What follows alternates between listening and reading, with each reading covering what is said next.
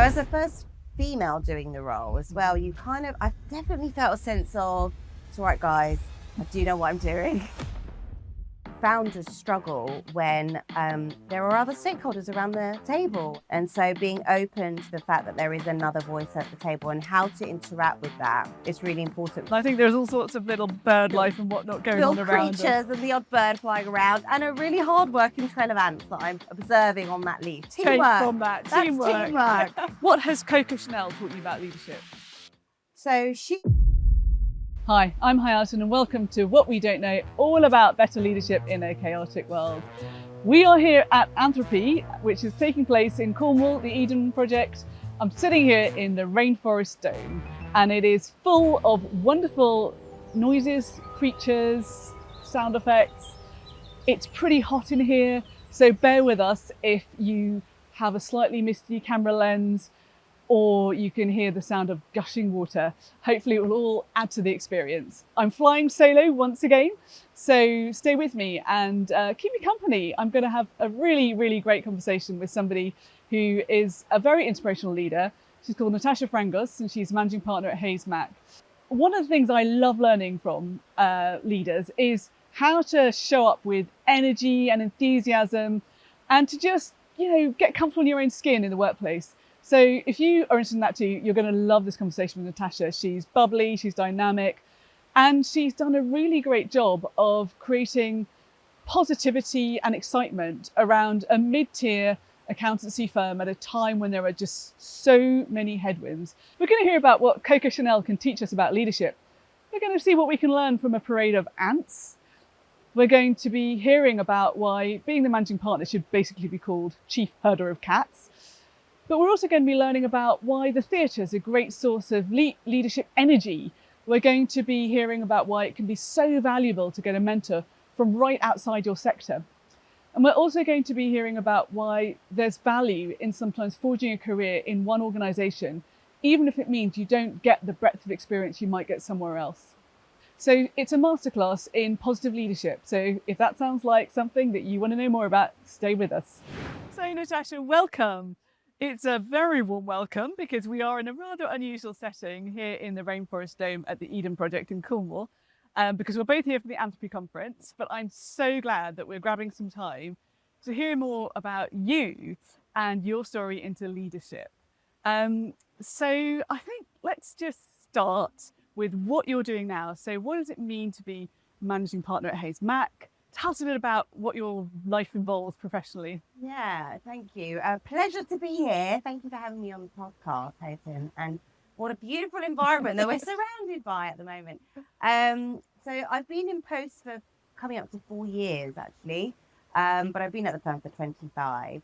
And since being elected into the managing partner role, I've got the responsibility of essentially running the business, setting the direction of travel, the strategy, and then implementing that, of course, with the support of my management team and many others throughout the organisation. So it's a real privilege leading the firm, and I've been, it's lovely to see how much we've achieved in those 4 years, with still more to come. I've actually just been re-elected last week for the next 4 years. Oh, congratulations. So, yeah, which is exciting.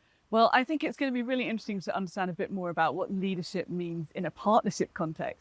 But before then, I would like to take you right back to the beginning. And I'd love to hear a bit about your upbringing. What was it like in your household? How did your start in life set you up for the roles that you've gone on to play?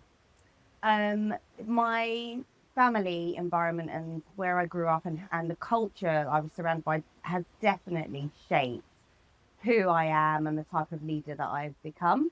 So a Greek Cypriot heritage, and I grew up in a household that was very busy, lots of people in it, lots centered around food at the kitchen.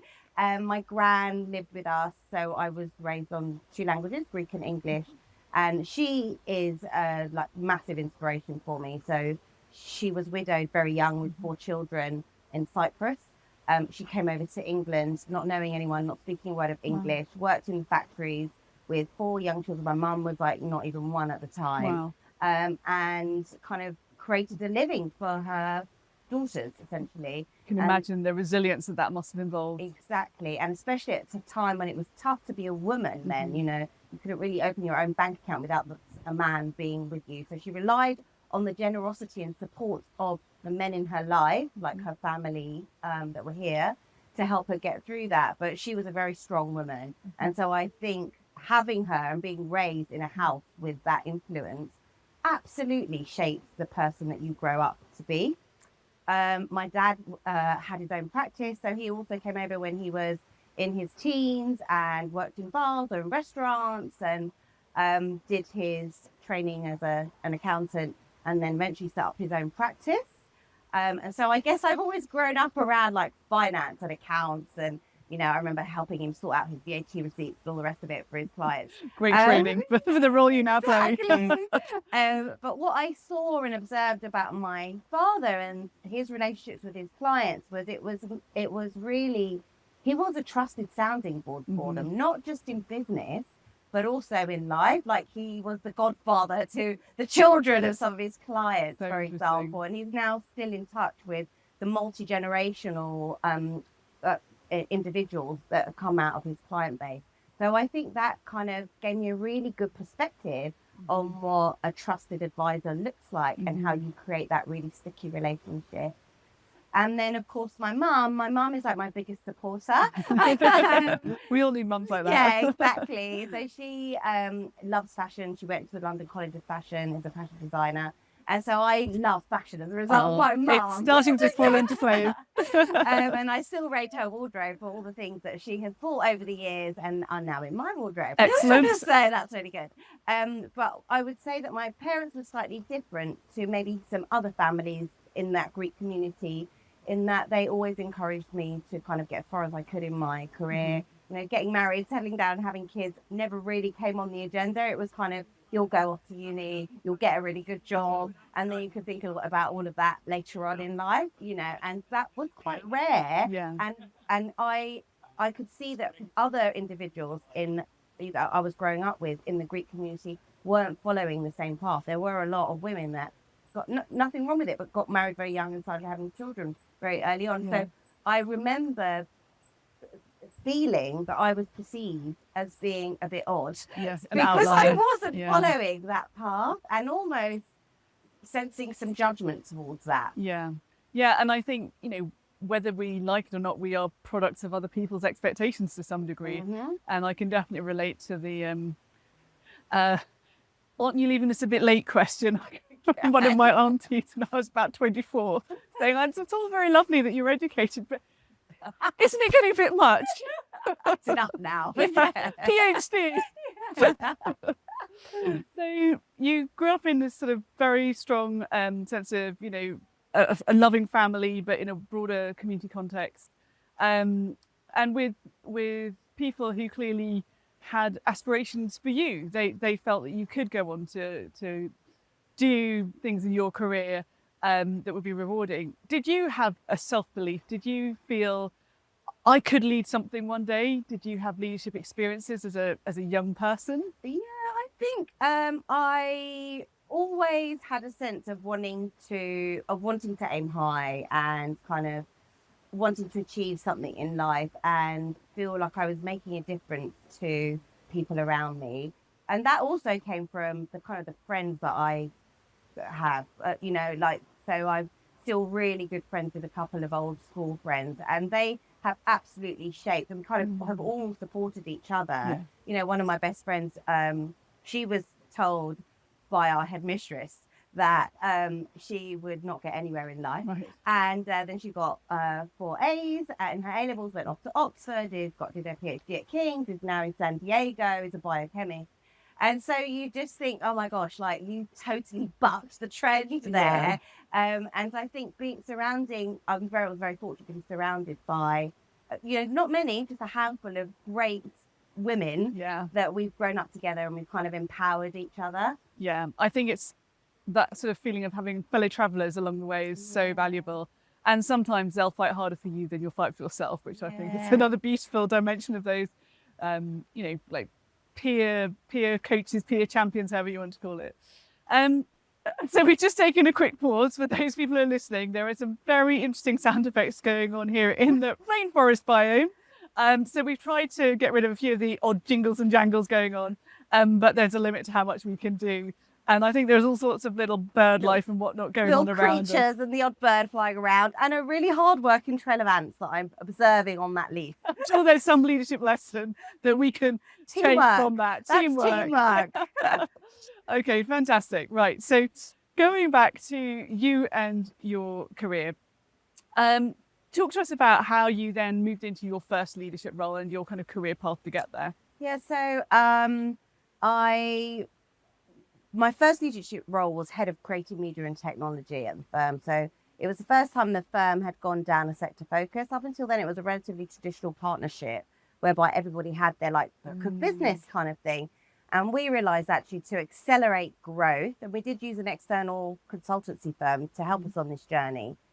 How could we make what we were talking about more relevant to an audience? How could we grow the accounts that we had?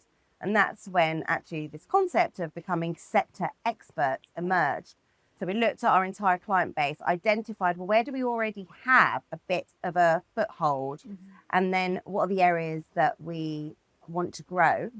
And then we created our sector teams around that. It wasn't always the case that we had the foothold. Some was just driven by a passion. So for example, today, one of our most successful sectors has been our hospitality sector. We are very well known now for lots of household names, pubs, restaurants, bars, hotels. And that we didn't really have any hospitality clients, but one of my fellow partners at the time just loves that sector. So he was like, I'm going to go after that sector. And I was the same. We didn't really have a lot of retail. And I was like, I want to go after the fashion industry. So it was a mixture of passion and really having a genuine interest in talking to these businesses. And I think that really does make a difference when you are an advisor, and also where we already had an existing specialism. And because I'd done a lot of work in that creative media and tech space, I was asked to lead that. I love that role. What an interesting sector. And actually also it was a very vibrant time, wasn't it, when you took on that role? What did you learn from that exposure to companies that had a very particular kind of entrepreneurial drive and had that sense of being disruptors? Do you think that was something that influenced the leader you became? It absolutely has. So what I observed is they were obviously moving at a certain pace. I observed founders who were coming up with new ideas and then using a team to help them implement that. Not worrying about what had happened too much or how we've done things in the past, but thinking about how could we improve what we're doing. And so I'd say I've taken lots of those learnings, and I've seen what good looks like and I've seen what bad looks like. I've seen some. Can you give us some examples? Yeah. Both, please. Both. So I've seen some individuals who have raised money very successfully and had a clear plan, but then it's almost like something happens when that money is raised, and then the focus that they had on the plan that was to be delivered, I've actually seen it almost go to their heads in some instances, and before you know it, the money is spent not in the way that was planned. And obviously that's kind of difficult to watch. But I've also seen it when some businesses have taken that money and then applied it in exactly the right way, but also thinking about testing, like, are we spending it? We had this plan, but actually are things going the way we want them to? Should we revisit how we were planning on spending it? And taking counsel as they do that along the way. And I think that's what good looks like. Yeah. And using, it's difficult often. I've seen founders struggle when there are other stakeholders around the table, and when there is maybe an individual from a PE firm around that table because money has been raised, or a VC fund. And so being open to the fact that there is another voice at the table and how to interact with that. I would also say it's really important for those individuals that come to that table post-investment to ensure that the culture fit is aligned, and that actually the values of what the business stands for and what they're here to achieve is aligned to how that external investor wants the business to run as well. And I've seen friction arise when that hasn't always been aligned. And it can be very hard at the start of your journey in growing a business, maybe you're a first-time founder, to even know what culture and values is it, that I want to hold true to And when you've got lots of voices around you, it's difficult to navigate that, isn't it? Really difficult to navigate. And also, of course, you've created this business, haven't you? And you've taken it so far, and then you've kind of opened yourself up to the external world and external viewpoint. And so I completely agree, it's really difficult to navigate. And also the leadership team changes, doesn't it? Because you have people that come with you up to a certain point of a business's journey, and then the C-suite sometimes changes to be that next level to help the business get to the next phase. Well, that's a good point to come onto the transition that you made, getting to the next level of your career. So having headed up the creative media and tech team for a decade or so, I was then asked by the then managing partner to join his management board, it was then, as head of corporate. So that was kind of looking at the corporate sectors that we are in and working with the sector heads in the overall market plan of how we go to market. That was my first firm-wide leadership role. And it was tough because we did most of that term in COVID. So it was the first firm-wide leadership role, and we were doing it remotely. And I had 4-year-old twins running around in the background, and a 9-year-old daughter who was studying remotely. So it was kind of all a little bit chaotic. Oh my gosh! This is bringing back stressful memories. But 4-year-old twins, that as well as a 9-year-old, that's intense, Natasha. Yeah, it was hard, is what I would say, and chaos. But I learned a lot. Yeah. So how, we look back and it seems a bit mad that we did have to suddenly collapse all the different parts of our lives into a little home office or something, if we were lucky enough to have that. What from that period have you taken with you that's still relevant to the way you lead now, or the way that you balance the different parts of your life now? I would say that we were under a lot of pressure to cut jobs from people in the business, and I'm really proud that we held firm and didn't. And that was the right call to take, because we then got very, very busy and we needed all of those people. So the lesson that I learned was you need to take risks sometimes. You might not have everybody completely aligned, but if you and your management team and you've considered it fully and come to that decision, take the risk. And because it was absolutely the right call to take. Of course, risks don't always pay off, but that was a really great example of where it did. Yeah. And then you moved from that to even headier heights. Yes, so we did that for 3 years, and then I was elected into the managing partner role, coming up to 4 years now. So, and is it true that the real job title for managing partner should just be chief herder of cats? Yes, is that correct? Yeah. 40 plus partners to come on. Yeah. Right. For those of us that haven't experienced this, give us a peek into what this is really like. So be honest with us. I do think partnerships are special. Okay, like we are so proud of the business that we have created, and that means we're all incredibly passionate about our business and have a view on how it should be run and on the direction of travel. The problem is not a problem. It's a good thing to have. We're 650 big now, and we're 40 plus at partner level. So it's impossible to run a business, as founders and CEOs in corporates will know, to run a business taking insight and a view from everybody. And so we have had to kind of change our governance and how we're set up. And I did a little bit of that. My predecessor started some of that, and then I've continued it in terms of how we make decisions, but making decisions, with the right consultation, and then making sure the comms after that decision have been made are appropriate. So everybody understands the why. And also talking about the debate that was had along the way and why there were other options or routes we could have gone down, but actually this is why we chose this route. Like, that is so critical in a partnership, which is something that you don't necessarily see in a corporate environment. I mean, maybe it's good practice anywhere, but you certainly don't have any choice about it. Yeah, no, you don't. Yeah. it's a really interesting transition when you go from being in a peer group to being the boss. Almost whatever the context, it's still one of those seminal changes in your career. Did you find that a comfortable thing to do? It was the most uncomfortable bit of it started when I had to be elected.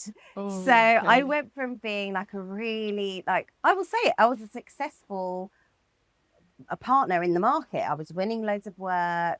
You know, CMT was the largest sector in the firm. It was also creative media and tech. Yeah, creative media and tech was the largest sector. It was also a great sector where we were bringing lots of talent through. So it was creating a lot of the leaders of tomorrow through that sector.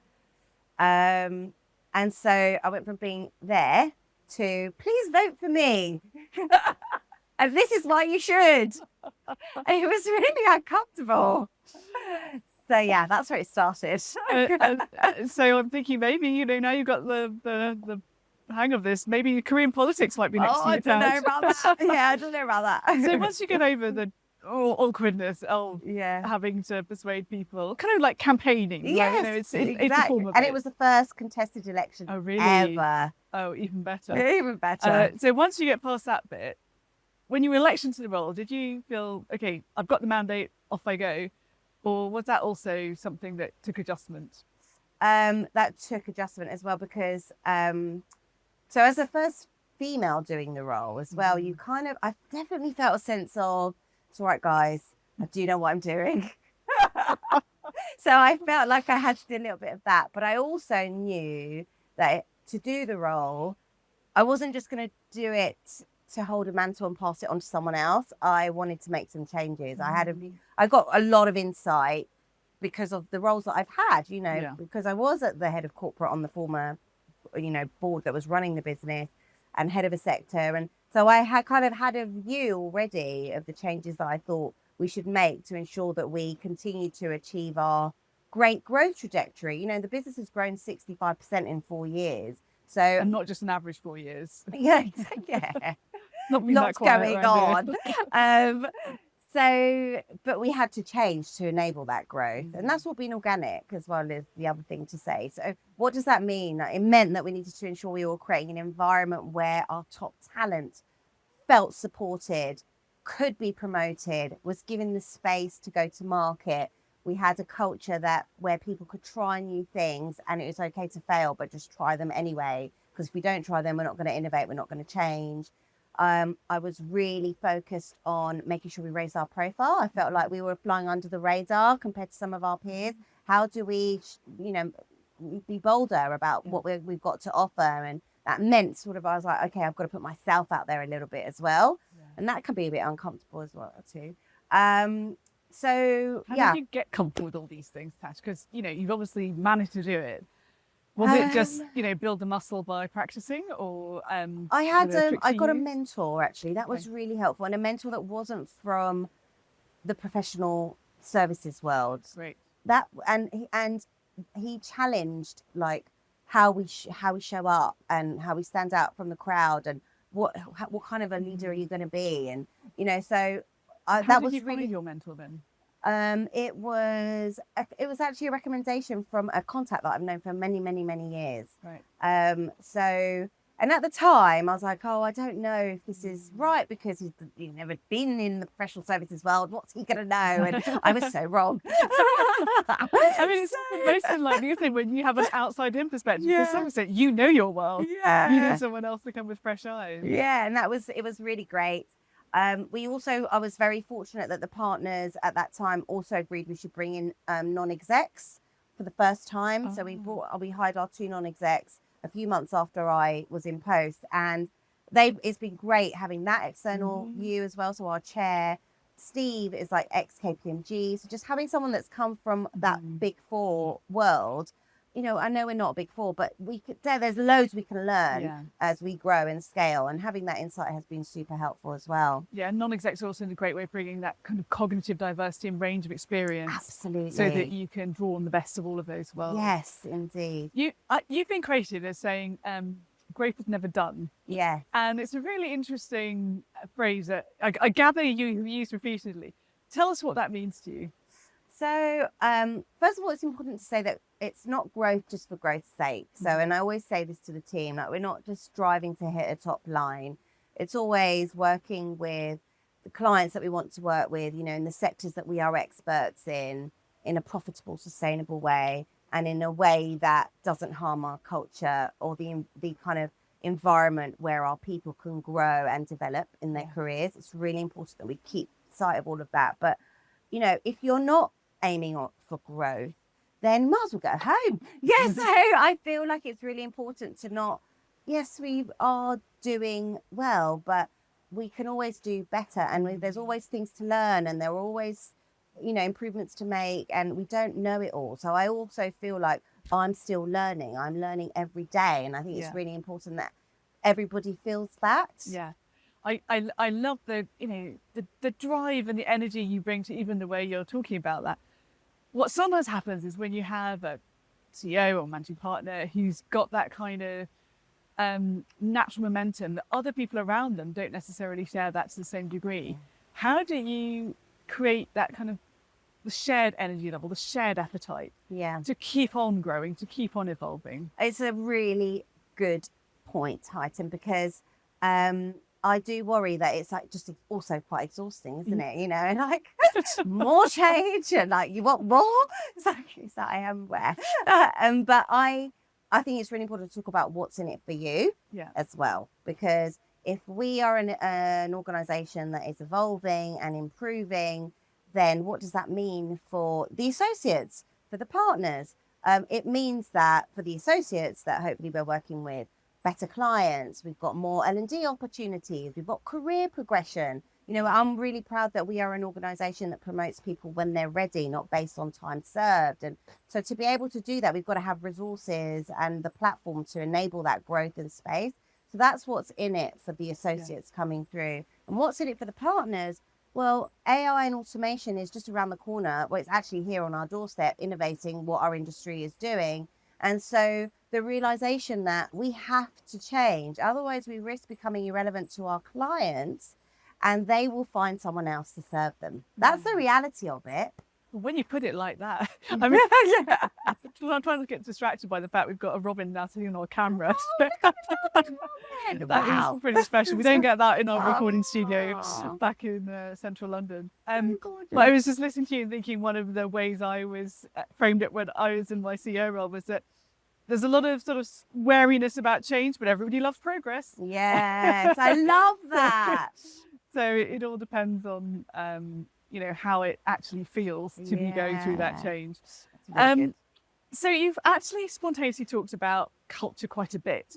And I think it's fair to say, I know it's a stereotype, but when people think about accountancy, they wouldn't necessarily think about people and culture first if they don't know much about what it's like to be in accountancy. Tell me about why people and culture is so much to the fore of what you talk about as a managing partner, as a leader in this sector. It's so important, and I do talk about it a lot.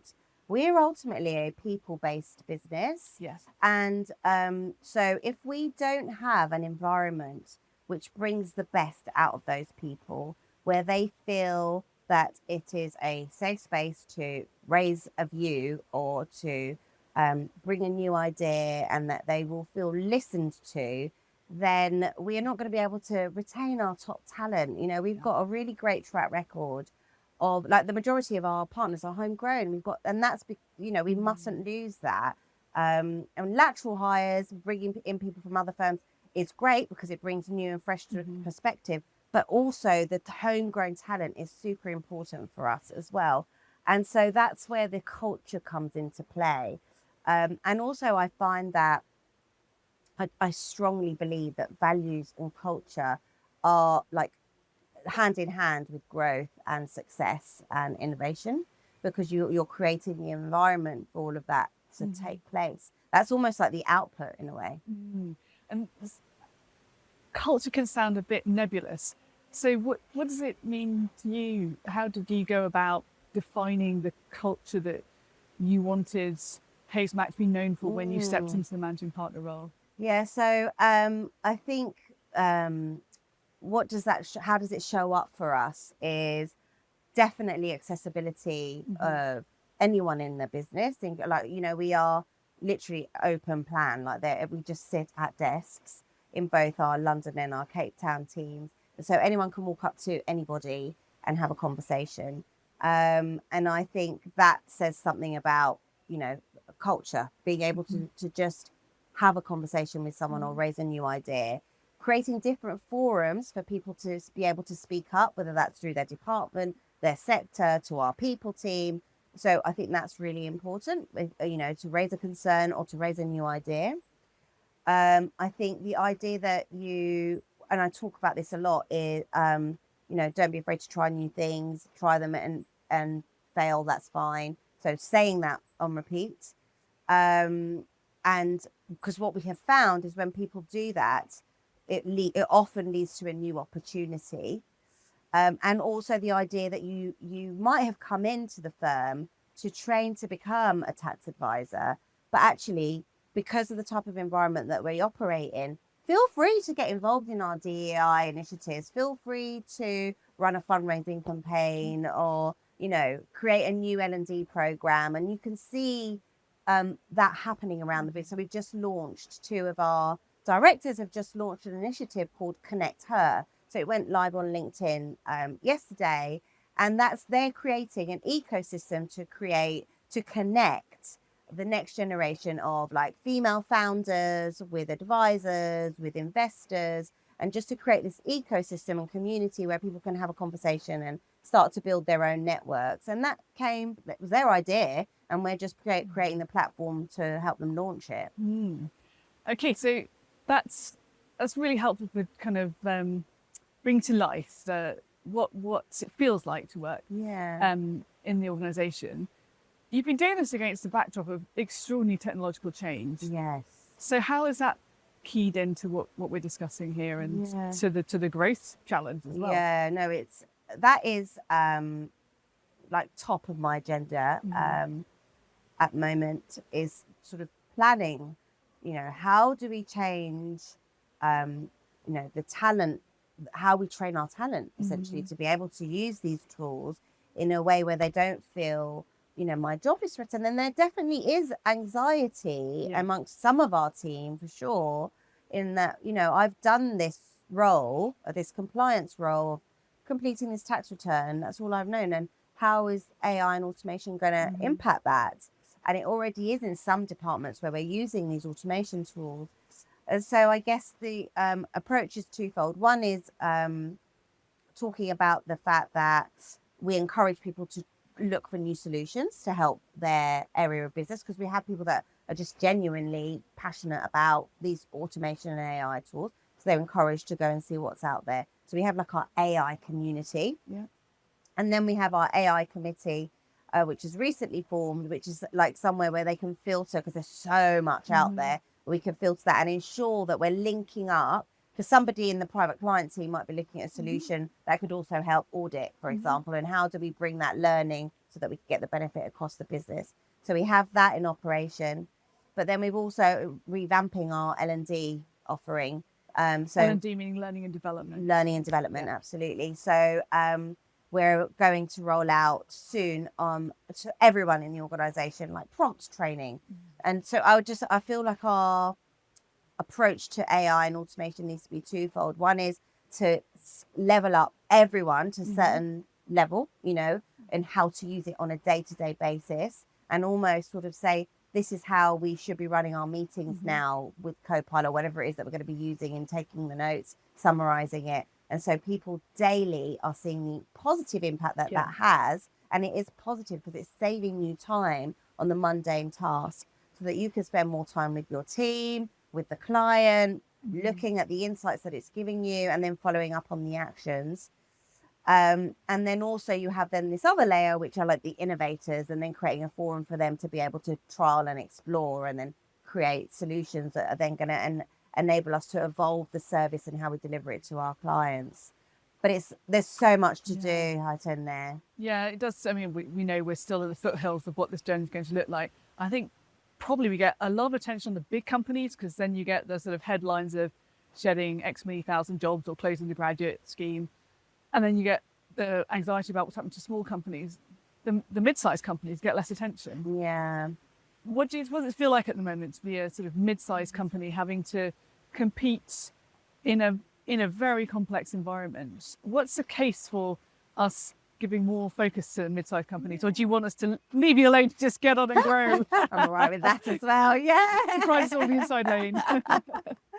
I would say we've got the ability to be able to move quicker. So we're never going to have the resources of the bigger firms to be able to develop our own solutions. Like a lot of like the big four developing their own technology. We don't have those resources. So, but partnerships are really powerful for us.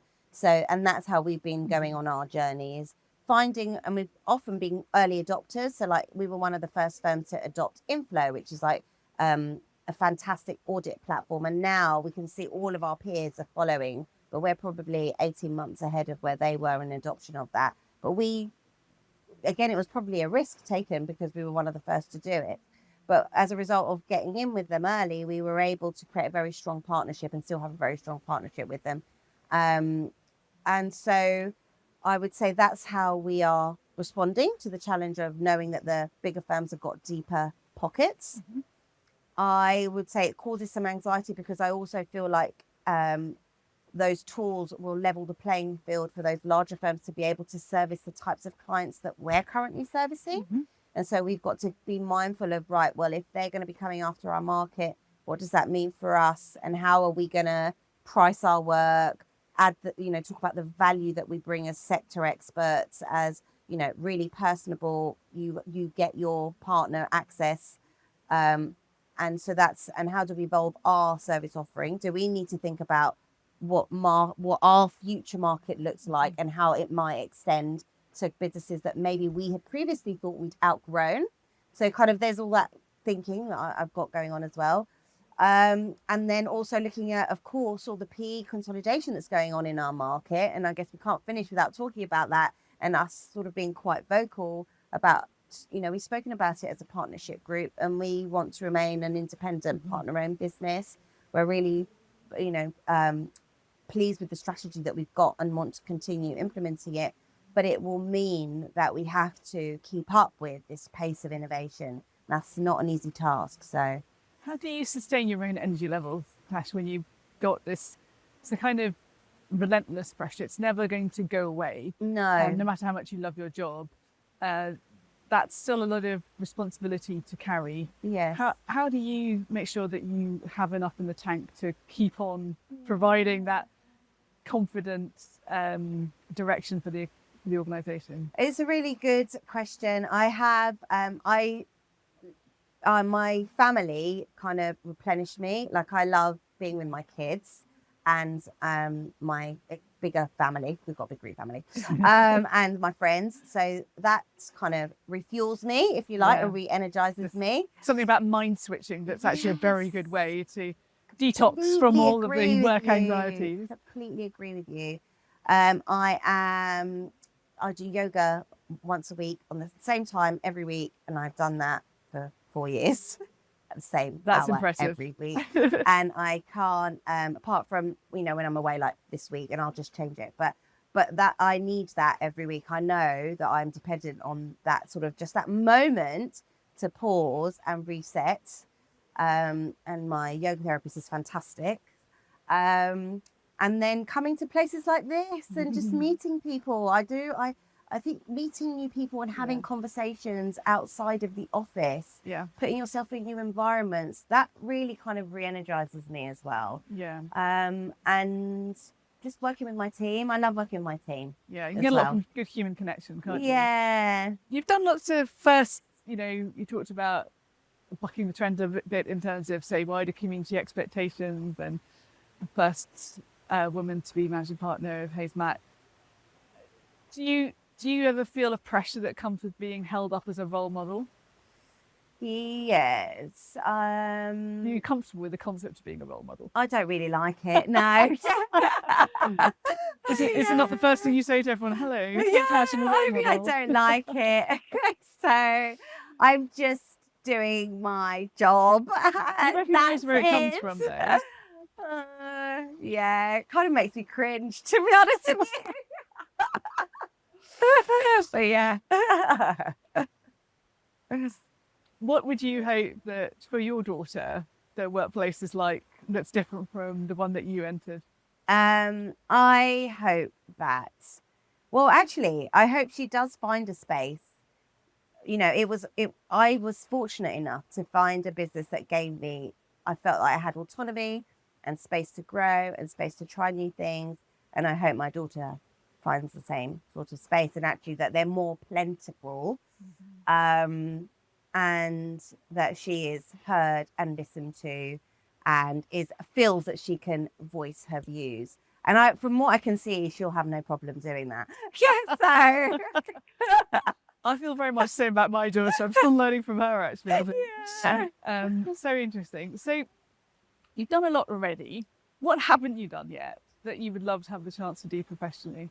So what I haven't done yet, and I would love to when I have a bit more time, like, and my children are a little bit older, is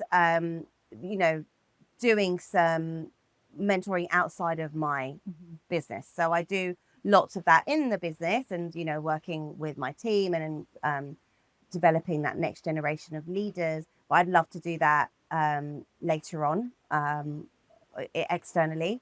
And also I would like to do something later on in life which goes into early years, into schools, because I do feel that it starts that early on. And so just being, if there's any way that I can help shape some of the new talent coming out of schools in how they think about business and why it's a good thing to go into business with confidence, and talking a little bit about your personal story and why a point of difference is a good thing that you should talk about. If I could do any of that, that would be great. I'll try not to mention the fact that you would be a very inspiring role model to do that, but let's just move on from that. We're in a really complex time in the world. There is just not a day that goes past when we don't think, okay, right, that's another layer of challenge we have to deal with, or that's another example of something that has ramifications for us personally, professionally. When you look ahead at the coming year, what is it that you're excited about, and what is it that you're going to have to be giving real attention to in the context of Haysmac to make sure you're across? So there's quite a lot of big things that I'm focusing on this year.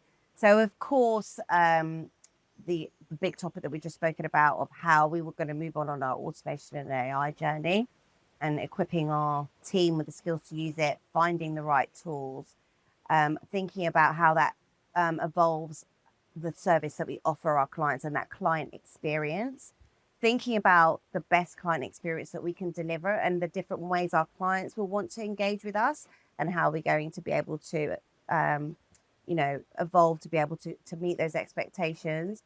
How we talk about value and pricing, that we are going to be in a world where hours times charge out rate equals fee is going to be an irrelevant concept. Absolutely. So how do we equip our team with the confidence to talk about the value they deliver to clients and to business? Our international offering, growing that, and sort of making that a stronger offering amongst a backdrop of lots of consolidation of smaller firms internationally as well, and P money going cross-border. And then, of course, retaining and developing our top talent, so ensuring that we are diversifying the range of services that we have in the business, so bringing in new talent and promoting existing talent. What are you most looking forward to from that huge to-do list? Or beyond it? Looking forward to all of it. I love that. Yeah. I like knotty things that need to be addressed. So kind of that's what keeps me driven. Well, that's lucky. You sound like you're definitely in the right job then.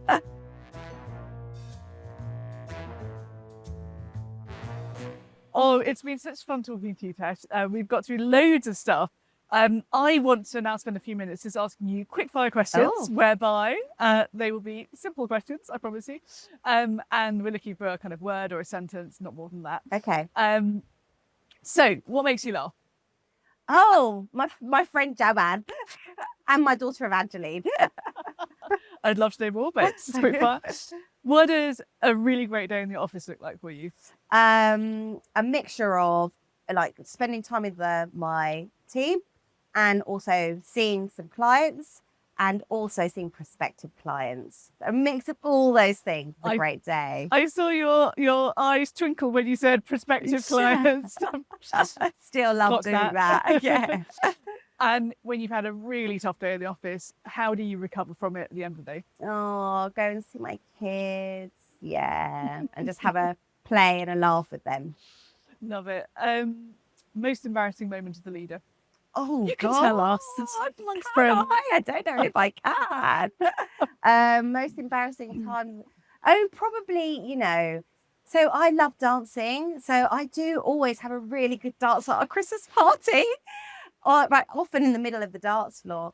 And I did catch a few of the like new associates who literally like just joined a few weeks beforehand, like looking at me kind of like, is this the person really leading the firm? And then that moment of, oh, it's okay. I'm just going to carry on anyway. Now I'm getting FOMO. I want to see the footage. Of the things you've done so far, what would you say have given you the deepest satisfaction in your career?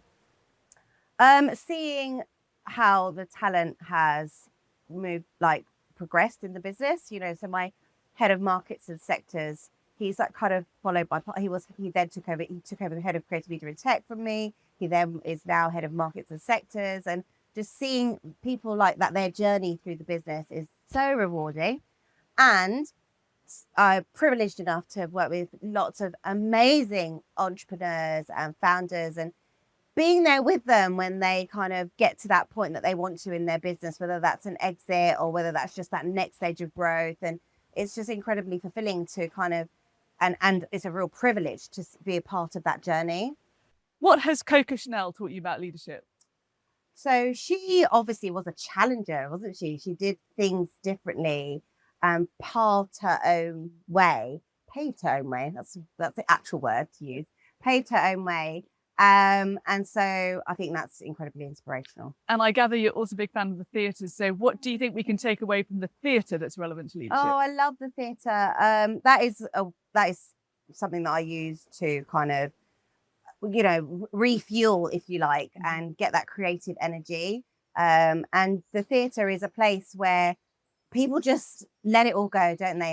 In front of a live audience, and you kind of feel immersed in that moment. Yeah. A moment in time, you forget about what's going on outside. And so it just teaches you to pause, reflect, and be in the moment. Yeah. The catharsis of a really emotionally intense moment that's not about your own life. Exactly. Okay. So being a mid-sized firm also has other challenges when there's a lot of activity going on in the market. So you're seeing quite a lot of mergers and acquisitions happening in accountancy, particularly amongst the smaller firms. Does it worry you where you are in the sort of league table in terms of size? Is that something that you spend a lot of time thinking about? We have certainly spoken about it as a partner group, you know, because we're becoming a smaller player as a result of all the consolidation that's going on. So we're seeing people above us on the league tables. What I would say is when we look at those kind of consolidated firms, we don't see those as our peers kind of thing. They are servicing a different type of client base. And so we don't see them when we're pitching for work. And we feel that there's a very compelling path to follow, which is being really well known as a sector specialist, for providing a really personable service with excellent advice and delivered by brilliant people. And I guess we're keeping focused on that over size.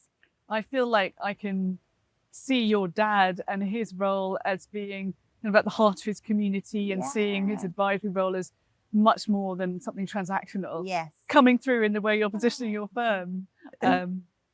He'll be happy to listen to that.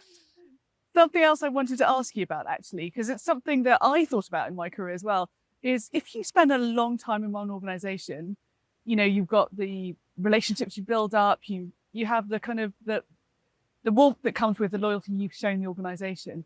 Do you ever worry about that from a career perspective, that you're missing out by spending all of your career or most of your career in one organization? And it's really unusual, isn't it, nowadays? I think to stay for so long in an organization. The firm has changed a lot. When I joined, we were 100 plus people. We're now like 600 plus people. And I think because my roles have changed, the firm has changed, the client base has changed. I felt that I was being challenged and learning new things all the time, and I'm still learning every day.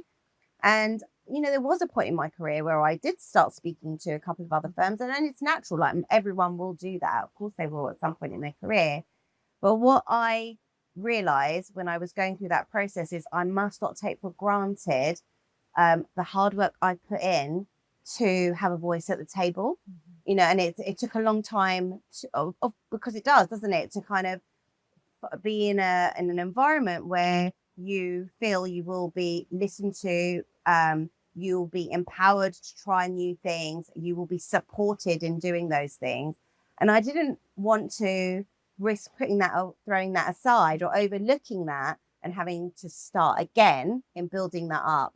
Because when you've got that, it kind of is a platform to create change, isn't it? Because you've already done the hard yards of having a seat at the table and having your voice heard. I think that's such a great way of putting it. And I felt very much the same in my organisation, where I had been there for, by the end, more than 20 years. But I felt that the job had never been the same. Being part of an organisation transformation is a total privilege. Yes. And you have to cherish what you have in its own right, not just say, well, a change is good for its own sake. Yes, exactly. Yeah. Okay, so we have a great producer on the show, and he really does his research. So he's just informed me that we, including him and our previous guest, are all from West London. And so Sonny, to name our producer, is asking us whether there is something about West London that produces really great leaders. What do you think, Tash? Is it the great coffee shops, restaurants and parks? Possibly. Don't know. Maybe it's... what do you think it is, Hayaatun? You're there. I think there is something very cool about West London in that it's quite confident in its own identity. It's very, very diverse in terms of the communities that are there, and they rub alongside each other pretty well, actually. So as someone who has never managed to leave West London apart from to go to university, I may not be best placed to comment on its merits relative to other places, but I can certainly say, it's changed massively. It's a great community, isn't it? I think it's definitely got a community feel to it. My roots are in South London. Oh, well, that changes everything. So I must not forget my roots, which I'm very proud of. There you go. That'll have to do for Sonny. Yeah. What would be the biggest compliment that someone could pay you about your leadership? That they feel they could approach me with a view, and that they feel that they will be listened to. What skill are you still working on as a leader? Patience. Let me know in life. Let me know when you figured that one out. What music gets you out on the dance floor? I Prince all the way through and through. He is my number one music fan. I'm a massive fan of Prince. Favourite track then? Oh, I can't choose of his. Too many. All right. Well, this podcast is called What We Don't Know. And I'd like to ask you to finish off with, what is it that you know now that you wish you'd learned earlier? I would say that it's okay to do things differently and also just don't worry too much about what other people think. It doesn't really matter that much. It's a great note to end on. Natasha, I've really, really enjoyed talking to you. Natasha Frangos, thank you so much for sharing your leadership reflections with us. Really enjoyed hearing about them. Thank you very much for having me. Well, I hope you enjoyed that as much as I did. I think Tash is awesome for being one of those leaders that is just so transparently herself. She brings such a great energy, and I think energy is one of those underrated qualities in leaders, because at the end of the day, a leader has to be someone that other people want to be around, and they've got to be people who give out something that helps other people have confidence in the organisation. They've got to create that sense of collective courage so that everyone is happy to be ambitious and to push for harder, better outcomes. And I think Tash just embodies that really, really well. It's always good fun talking to her. She's so dynamic. She doesn't take herself too seriously. she retains that sense of humility. And I thought it was very interesting also hearing her reflections on how her cultural backdrop and her family life had been so influential in the person that she became. Leading a mid-sized business in a professional services context is not an easy gig right now. There's, yes, lots of opportunity, as always, for a company that has a really clear sense of who it is and where it wants to head. But there are lots of headwinds as well. And again, I thought it was very helpful hearing Tash talk quite in a balanced way, I would say, about some of the difficulties that she's having to grapple with, and talk about how they are just in really practical ways trying to make sure that they convert this time of massive change into one that does lead to the company thriving. And for me, as somebody who hasn't worked in a partnership before, I also found it really interesting hearing the reflections on what leadership looks like when you're leading your peers, not just in the leadership role in a kind of classic CEO mandate. So yeah, I hope you enjoyed that as much as I did. Thank you so much for joining. Really appreciate you listening. Tell us what you think. We'd love to hear from you. You can find us at What We Don't Know at boxlight.io or on all our social channels. If you tell us your reflections on what we've just done, you tell us what you want to hear about in the future, who you'd love to see speaking, sitting on the What We Don't Know bench here or anywhere else, we will do our best to take that on board. So thank you again for listening, for watching us, and look forward to seeing you soon.